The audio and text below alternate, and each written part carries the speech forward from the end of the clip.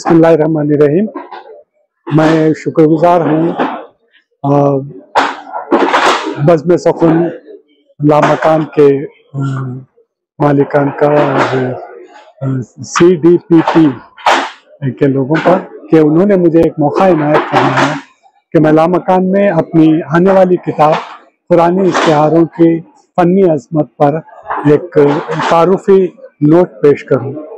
तो मैंने अपने इस खुतबे में एक ख़ास बात की तरफ इशारा किया है और वो ये है कि कुरान शरीफ के जितने इश्तिहारे हैं वो आफाकी इश्तिहारे हैं, यूनिवर्सल मेटाफर हैं।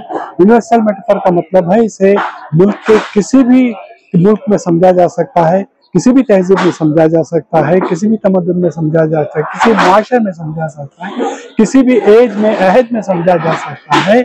और आप पढ़े लिखे हो तब भी समझ सकते हैं और आप पढ़े लिखे ना हो तब भी आप समझ सकते हैं। ये पुराने इश्तिहारों की अजमत है कि ये सारी दुनिया के लिए उतारे गए हैं।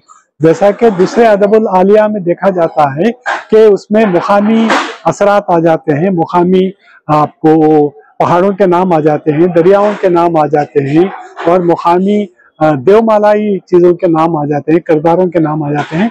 लेकिन उसके ज़रिए से वो लोग इश्तिहारे बनाते हैं और अलामतें बनाते हैं, मगर कुरान में ऐसा नहीं है। कुरान का कोई इश्तिहारा ऐसा नहीं है जो किसी मुल्क में ना समझा जा सकता हो, ना किसी तहजीब में समझा जा सकता, ऐसा कुछ नहीं है।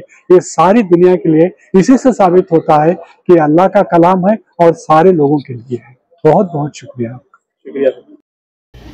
तो उन्होंने ये तजवीज़ किया था और ये जो इसका तर्जुमा है elegance of Quranic metaphor, Zaid Iftikhar sahab ने इसका तर्जुमा किया था। और ये मेरी किताब है जो छप रही है, पुरानी इश्तिहारों की फ़नी अज़मत, और इसके नाशिर है अल अंसार फाउंडेशन पब्लिकेशन। हमारे असद अहसन सनाई साहब यहाँ तशरीफ़ रखते हैं, ये इसको बड़े एहतिमाम के साथ शाया कर रहे हैं।